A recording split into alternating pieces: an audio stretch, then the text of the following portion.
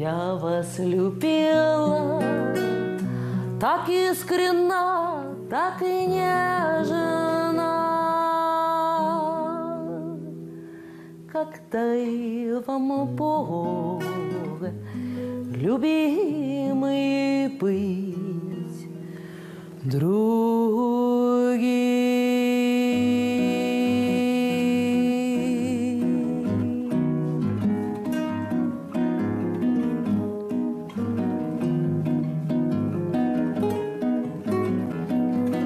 Я вас любила, любовь еще, быть может, в душе моей угасла.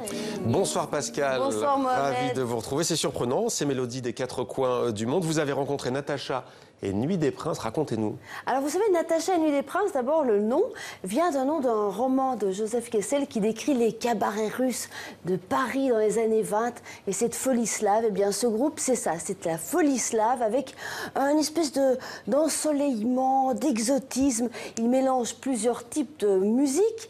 Ça va de la musique tzigane au flamenco en passant par le jazz, la bossa nova. Enfin c'est un tourbillon très surprenant. Vous pouvez découvrir avec leur nouvel album, 4e, Gamayoun. Ils seront aussi en concert cet été à Tarascon le 14 août et avant le 6 juillet, ils seront à Briconte-Robert. Alors avant ça, avant de les découvrir sur scène, si vous avez l'occasion, eh bien nous les avons rencontrés à Paris.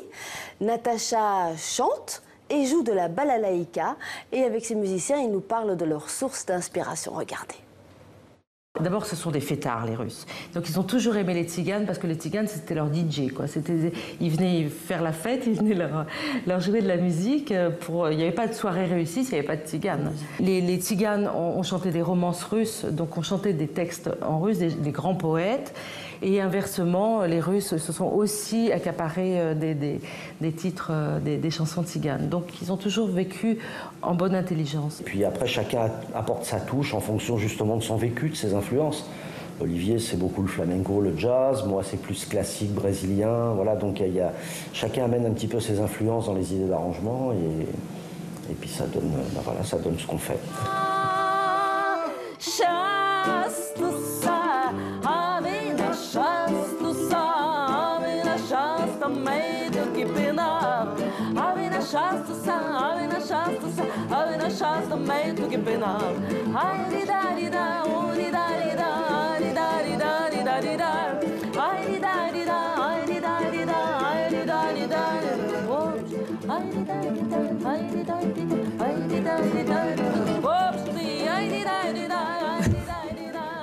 Ah, c'est entraînant, j'adore, hein, Pascal. Ah ouais, on a envie, hein. Ça donne envie de danser. Ouais.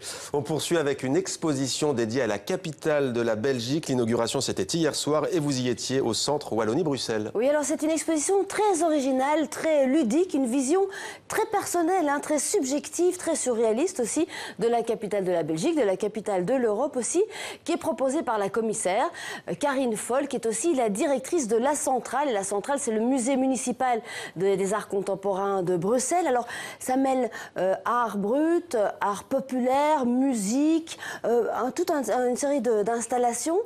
Des artistes connus, des superstars, mais aussi des artistes totalement inconnus, des artistes bruxellois, mais aussi des artistes étrangers qui ont été adoptés par Bruxelles. Alors nous étions hier soir au centre Wallonie-Bruxelles. Regardez notre reportage. C'était au temps où Bruxelles rêvait, c'était au temps du cinéma muet, c'était au temps où Bruxelles chantait, c'était au temps où Bruxelles bruxelait. L'exposition présente en fait la culture populaire, aussi bien la musique que l'Expo 58 et aussi évidemment ne pouvait pas manquer dans cette exposition Jacques Brel. Jacques Brel qui a écrit une chanson qui est dédiée à Bruxelles, mais ce qu'on entend là c'est les bonbons parce que c'est une chanson qu'il interprète en bruxellois. Je vous ai apporté des bonbons parce que les fleurs c'est périssable.